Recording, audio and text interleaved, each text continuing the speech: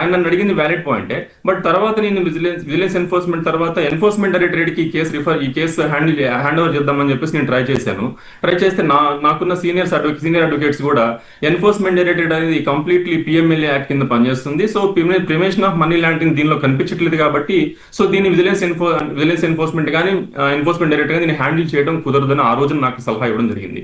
But now it is very very valid thing. ఇప్పుడు ఏంటంటే ఇందులో 100 కోట్ల రూపాయల క్రైమ్ అనేది క్లియర్ గా అంటే నేను చూడలేదు, ఎవరు చూడలేదు. బట్ ఈ థింగ్ అనేది సోషల్ మీడియాలో కానివ్వండి, మీడియాలో కానీ స్ప్రెడ్ అయిపోయింది. సాక్షాత్తు కేటీఆర్ గారు అంటే మొన్నటి వరకు చాలా క్రూషియల్ రోల్లో ఉన్న తెలంగాణ గవర్నమెంట్ క్రూషియల్ రోల్లో ఉన్న కేటీఆర్ గారే సాక్షాత్ ఈ డెక్కన్ సిమెంట్ మ్యాటర్ని అడ్రస్ చేయడం, దాంతో పాటుగా లోకల్ మీడియాస్ లో కానివ్వండి, స్టేట్ వైజ్ ఉన్న మీడియాలో కానివ్వండి 100 కోట్ల రూపాయలు డెక్కన్ సిమెంట్స్ మేనేజ్మెంట్ అధికారులకైతేనేంటి, మంత్రులకైతేనేంటి ఇచ్చిందనే వాస్తవాలో అవాస్తవాలో తెలియదు, రూమర్స్ అయితే స్ప్రెడ్ అవుతున్నాయి. సో దీనికి బలం చేకూర్చే విధంగా డెక్కన్ సిమెంట్స్ లిమిటెడ్ లో అతి కీలకంగా వ్యవహరించే ఒక వ్యక్తి డైరెక్టర్ వర్క్స్ సొంటి వెంకటేశ్వర్లు అనే అతను గత 10 రోజుల నుంచి గ్యాప్ అయి ఉన్నారు. అంటే కనిపించట్లేదు. ఆయన ఆల్ ఆఫ్ సడన్ యూఎస్ వెళ్ళిపోయి ఉన్నారు. ఆయన యూఎస్ వెళ్ళిపోయిన నెక్స్ట్ డే నుంచి ఆ వెరీ నెక్స్ట్ డే నుంచి ఈ సంచలనాలు అనేవి జరుగుతూ ఉన్నాయి. సో ఆయన యూఎస్ వెళ్ళడానికి కారణం ఏంటి, ఈ 100 కోట్ల క్రైమ్ ఏంటి అనేది ఆయన్ని పిలిచి ఒక స్టేట్మెంట్ రికార్డ్ చేస్తే, ఎందుకంటే డెక్కన్ సిమెంట్స్ వాళ్ళు బెదిరించారనేది ఇక్కడ పెద్ద ఇష్యూ కాబట్టి డెక్కన్ సిమెంట్స్ వాళ్ళు నిజంగా బెదిరించింది ఎవరు, బెదిరిస్తే ఎందుకు బెదిరించారు, ఏం చూపించి బెదిరించారు, ఒకవేళ వీళ్ళు డబ్బులు ఇస్తే ఎందుకు ఇచ్చారు, వీళ్ళ దగ్గర ఏమీ తప్పు లేనప్పుడు డబ్బులు ఇవ్వాల్సిన అవసరం ఏంటి, ఒకవేళ ఇవ్వకపోతే బెదిరించిన వాళ్ళ మీద ఏం చర్యలు తీసుకుంటున్నారు, ఒకవేళ వాళ్ళు డబ్బులు ఇచ్చినట్లయితే అంటే యాంటీ కరప్షన్ యాక్ట్ కింద కానివ్వండి, prevention of money laundering act కింద తదుపరి ఎవరైతే డబ్బులు తీసుకున్నారో వాళ్ళు ఎటువంటి చర్యలు ఎదుర్కోవాల్సి ఉంటుంది. ఇవన్నీ కూడా రాష్ట్ర ప్రజలందరికీ తెలియాల్సిన అవసరం ఉంది. అది తెలుస్తుందని నేను తర్వాత చర్యలు కూడా దానికి అనుగుణంగానే తీసుకోవాలని నేను ఇప్పుడు అనుకుంటున్నాను మేడం. అలాగే సురేష్ గారు, ఏ ప్రభుత్వం వచ్చినా సరే దక్కన్ సిమెంట్స్ పై ఎందుకు మెతక వైఖరి చూపిస్తున్నారంటారు? మెతక వైఖరి ఏం కాదు మేడం. ఇక్కడ మెతక వైఖరి ఎందుకు ఉంటుంది, వాళ్ళ దగ్గర నుంచి డబ్బులు వచ్చినాయి అంటే మెతక వైఖరి ఉంటే డబ్బులు రావు కదా మేడం. సో డబ్బులు వస్తున్నాయి అంటే లవ్ ఉంటుంది, అంటే వాళ్ళ మీద ఒక అఫెక్షన్ ఉంటుంది. ఆ డబ్బులు వస్తున్నాయి కాబట్టి ఉందేమో. నేనేమంటానంటే ఇప్పటికి కూడా అంత పెద్ద స్థాయిలో ఉన్న వాళ్ళు డబ్బులు తీసుకున్నారో లేదో నాకు తెలియదు. అంటే రూమర్స్ వస్తున్నాయి కాబట్టి I'm addressing the matter. Otherwise వాళ్ళు అంటే this is the right opportunity to take an action on the Deccan cements limited madam. Otherwise ఈ రూమర్సే నిజాలుగా జనాల్లోకి వెళ్ళే చాలా ప్రమాదం ఉంది కాబట్టి డెక్కన్ సిమెంట్స్ దగ్గర నుంచి ఎవరు డబ్బులు తీసుకోలేదని నిరూపించాలంటే వాళ్ళ మీద స్ట్రింజెంట్ గా యాక్షన్ తీసుకోవడం ఒకటే మార్గం. ఈ వీళ్ళు డెక్కన్ సిమెంట్స్ అనే వాళ్ళు ఫస్ట్ నుంచి నేను చెప్తున్నాను madam, financially they are very much potential fellows. ఎందుకంటే అన్యాయంగా సంపాదించిన డబ్బులు వాళ్ళ దగ్గర చాలా ఉన్నాయి. అన్యాయంగా అంటే ఇల్లీగల్ గా అంటే పద్ధతులు పాటించకుండా సంపాదించిన దేన్ని కూడా ఆ డబ్బుని అన్యాయమైన సంపాదన కానీ అంటే న్యాయపరమైన సంపాదనగా పరిగణించాం కాబట్టి ఒక పెద్ద మొత్తంలో డబ్బులు వాళ్ళు ఖర్చు పెట్టడం కానివ్వండి, దాన్ని లాబింగ్ చేసుకోవడం కానీ వాళ్ళు ఫస్ట్ నుంచి ఆరితేరు ఉన్నారు. ఇంకోటి ఏంటంటే డెక్కన్ సిమెంట్స్ లిమిటెడ్ రీసెంట్ గా మీరు గమనించారో లేదో, వాళ్ళు టోటల్ ప్లాంట్ ని వీళ్ళు అమ్మేసేయడానికి డిసైడ్ అయిపోయి ఉన్నారు. మీకు అంటే మీరు వెబ్సైట్ లో కానివ్వండి, డెక్కన్ సిమెంట్ వెబ్సైట్ లో కానివ్వండి, మీరు గూగుల్ కానీ సెర్చ్ చేస్తే జేకే లక్ష్మీ సిమెంట్స్ అని చెట్నాడు కంపెనీ వాళ్ళు 3,600 కోట్ల రూపాయలకి డెక్కన్ సిమెంట్ లిమిటెడ్ డైరెక్ట్ గా కొనడానికి ఒక బిడ్డింగ్ చేశారనేది ఒక బయటికి న్యూస్ ఎస్టాబ్లిష్ అయింది. సో ఇప్పుడు ఏంటి ఈ న్యూస్ అంతా దేనికి బలం చేకూరుస్తున్నాయంటే డెక్కన్ సిమెంట్స్ లిమిటెడ్ అనేవాళ్ళు ఈ వైలేషన్స్ కానీ అలిగేషన్స్ అని వీటన్ని తప్పించుకోవడం కోసంగా ఆల్ ఆఫ్ సడన్ వాళ్ళకున్న అసెట్స్ ని అమ్మేసుకొని ఎన్కాష్ చేసుకొని ఒక పెద్ద కార్పొరేట్ కంపెనీ ఇష్యూని హ్యాండ్ ఓవర్ చేసేస్తే వాళ్ళు వైట్ కాలర్తో బయటకు వెళ్ళిపోవాలనే ఒక పెద్ద వెండెట్ ఇక్కడ కనిపిస్తుంది. సో ఆ ప్రాసెస్ లోనే ఈ నిందలైనా అంటే ఇప్పుడు ఈ 100 కోట్ల రూపాయల విషయమైనా లేదా సుమంత్ గారి విషయమైనా, రోహిణ్ రెడ్డి గారి విషయమైనా, ఉత్తమ్ కుమార్ రెడ్డి గారి విషయమైనా, ఈ విషయాలన్నీ వాళ్లే కావాలని వాళ్ళ సెల్ఫ్ సస్టైనబిలిటీ కోసం వాళ్ళు ప్లాంట్ అమ్ముకోవడం కోసం ఎవరు అడ్డం రాకుండా ఉండడానికి ఈ ఎత్తుగడలన్నీ వేస్తున్నారు అనేది నాకున్న స్ట్రాంగ్ ఒపీనియన్. ఎందుకంటే డెక్కన్ సిమెంట్స్ లిమిటెడ్ చాలా పెద్ద పొజిషన్ లో ఉన్న వెంకటేశ్వర అనే అతను is a very very crucial person in the management. అతని తర్వాత నాగమల్లేశ్వర అని అతను ఉంటాడు. వీళ్ళిద్దరే లాబింగ్ అంతా చేశారు డెక్కన్ సిమెంట్ తరఫున. వాళ్ళ పర్సనల్ ప్రాపర్టీస్ కానివ్వండి, డెక్కన్ సిమెంట్ సంబంధం వాళ్ళకి వచ్చే శాలరీస్ ఎంత, వాళ్ళకున్న ప్రాపర్టీస్ ఎంత ఈజీగా అంటే ఒక ఎంక్వైరీ చేస్తే మొత్తం విషయాలన్నీ బయటకు వస్తాయి మేడం. సో ఇది ఈ వేలో మన స్టేట్ గవర్నమెంట్ ఆలోచించి ఒక ఎంక్వైరీ కండక్ట్ చేస్తే మంచిదని చెప్పేసి నా ఆలోచన మేడం. సురేష్ గారు, అలాగే అక్రమ్ మైనింగ్ పై కేంద్రానికి మీరు ఫిర్యాదు చేశారా? చేశాం మేడం. సెంట్రల్ గవర్నమెంట్ కి MOFCC కంప్లైంట్ చేశాము. ఎంఓఎఫ్సిసి కంప్లైంట్ చేసి ఎంఓఎఫ్సిసి మళ్ళీ స్టేట్ గవర్నమెంట్ కి డైరెక్షన్ ఇచ్చింది దీని మీద ఎంక్వైరీ చేయమని. సో ఎటు తిరిగి ఇదేమవుతుందంటే మేడం, స్టేట్ గవర్నమెంట్ అంటే మైనింగ్ ఎంఎండిఆర్ యాక్ట్ కానివ్వండి, ఇక్కడ ఇవన్నీ కూడా అంటే ఇప్పుడు నేను చెప్పే ఇష్యూస్ అన్ని కూడా స్టేట్ గవర్నమెంట్ కస్టోడియల్ అథారిటీ.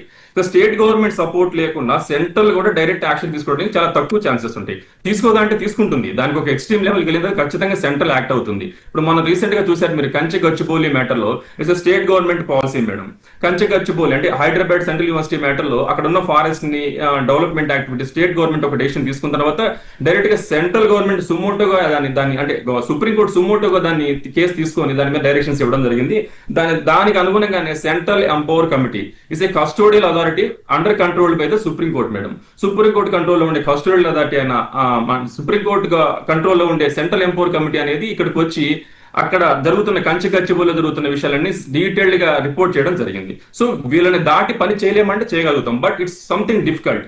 నేనేం ఆశించానంటే మేడం, పోయిన గవర్నమెంట్ అయినా ఈ గవర్నమెంట్ అయినా, పోయిన గవర్నమెంట్ లో కొంతవరకు అంటే గవర్నమెంట్ అంటే ఇన్ ద సెన్స్ నేను మళ్ళీ చెప్తున్నాను, మంత్రుల్ని ముఖ్యమంత్రుల్ని పాయింట్అవుట్ చేయట్లేదు, అప్పుడున్న ఆఫీసర్లు క్రైమ్ చేశారు. క్రైమ్ ఇన్ ద సెన్స్ ఈ విషయాలని దాచిపెట్టడం it's nothing but crime. So ఇప్పుడు ఆఫీసర్లు మారారు, వ్యవస్థలో విధానాలు మారినాయి కదా, కొంతవరకు న్యాయం జరుగుతుంది. నాకు డెక్కన్ సిమెంట్ తరపున ఉన్న అక్కడ ఉన్న జనాలకి న్యాయం జరుగుతుంది అనేది ఒక నాకున్న హోప్. అది కూడా ఇప్పుడు సన్నగిల్లిపోతుంది. ఎందుకంటే ఇప్పుడు చూస్తూనే ఉన్నాను, గత వారం రోజుల నుంచి అయితే ఇష్యూ బాగా స్ప్రెడ్ అవుతుంది. కొండా సురేష్ గారిని ఫస్ట్ పాయింట్అవుట్ చేశారు, వాళ్ళ అమ్మాయిని పాయింట్అవుట్ చేశారు, సుమంత్ గారిని పాయింట్అవుట్ చేశారు, రోహిణి రెడ్డి గారిని పాయింట్అవుట్ చేశారు. ఇప్పుడు ఆల్ ఆఫ్ సడన్ అందరూ క్లీన్ చిట్ అయిపోయారు. ఇప్పుడు డెక్కన్ సిమెంట్స్ 100 కోట్లు ఇచ్చింది, ఎవరికి ఇచ్చింది అనేది పెద్ద క్వశ్చన్ మార్క్. 100 కోట్లు ఇచ్చిందని పెద్ద హాట్ టాపిక్ అయిపోయింది. ఎందుకు ఇచ్చింది డెక్కన్ సిమెంట్ 100 కోట్లు? వాళ్ళు డెఫినెట్లీ వాళ్ళు అంతా పర్ఫెక్ట్ గా ఉన్నప్పుడు డెక్కన్ సిమెంట్స్ లిమిటెడ్ ఎందుకు 100 కోట్లు ఇవ్వాల్సిన అవసరం వచ్చింది? అసలు 100 కోట్లు ఇచ్చిందంటే వాళ్ళు ఎంత పెద్ద క్రైమ్ చేశారనేది ఇన్వెస్టిగేషన్ జరగాలి. అది జరగడానికి గవర్నమెంట్ సరైన దారిలో పోవట్లేదు అనేది నాకున్న పెద్ద క్వశ్చన్. బట్ దీన్ని ఇష్యూని ఆపను. I'm taking legal aid from the superiors and seniors. ఆ దారిలోనే మేము వెళ్తున్నాం. ఎందుకంటే ఇప్పటి వరకు ఇందాక చెప్పాను కదా, ఇప్పటి వరకు ఈ విషయంలో అంటే డబ్బులు చేతులు మారే అనడానికి నా దగ్గర నేను ఎవరిని పాయింట్అవుట్ చేయలేదు, నా నోటి నుంచి చెప్తూ రాలేదు. ఇప్పుడు ఆల్ ఆఫ్ సడన్ ఒక పెద్ద వ్యక్తులు మాట్లాడుతున్నారు కాబట్టి I have a solid backup now.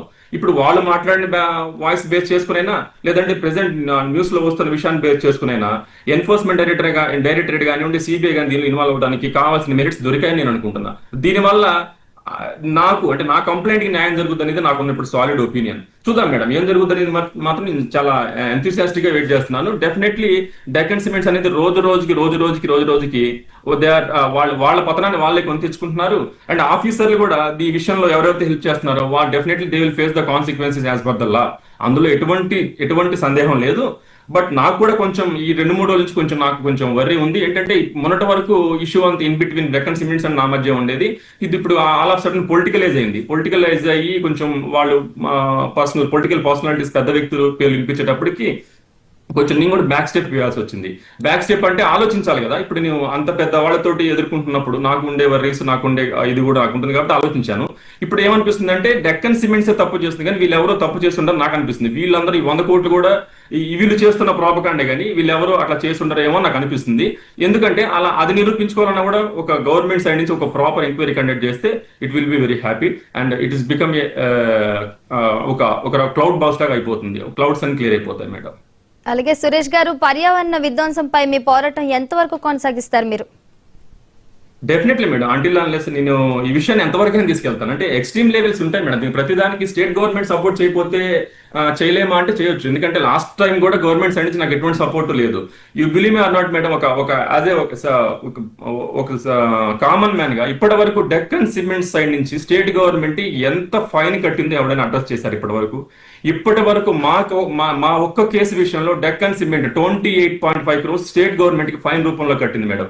Is it a joke? ఇది చిన్న విషయమా మీరు చెప్పండి? 28.5 కోట్లు డెక్కన్ సిమెంట్ నుంచి వైట్ మనీ గవర్నమెంట్ ట్రెజరీకి మేము కట్టించాం అంటే ఎంత రెస్పాన్సిబిలిటీ ఉంటే మేము కట్టించుంటాం మేడం. ఇప్పటికీ మేము చెబుతున్నాం దట్ ఫైన్స్ ఆర్ ఆల్ ఇప్పటి వరకు ఇంపోజ్ చేసిన ఫైన్స్ అన్ని కూడా నామినల్ ఫైన్స్ ఓన్లీ. వాళ్ళు మేనేజ్ చేసుకోవడం, వాళ్ళు చేస్తున్న క్రైమ్. అలాగే సురేష్ గారు, ఈ పర్యావరణ విధ్వంసంపై ఒక్క డెక్కన్ సిమెంటే కాదు కదా, ఇంకా చాలా విషయాలు ఉన్నాయి కదా? ఎస్ అఫ్ కోర్స్ మేడం ఉన్నాయి. బట్ అంటే ఇప్పుడు నేను ఒక్కనే కాదు కదా, చాలా మంది ఉన్నారు కదా. అంటే నేనేమంటున్నానంటే ఇట్స్ ఏ వేకప్ కాల్. నేను ఇప్పుడు ఏమంటున్నానంటే it's a wake up call. I will be like a whistle blower. ఇప్పుడు నేను డెక్కన్ సిమెంట్ విషయంలో ఇంత స్ట్రాంగ్ గా నిర్ణయం తీసుకొని ముందుకు పోతున్నా.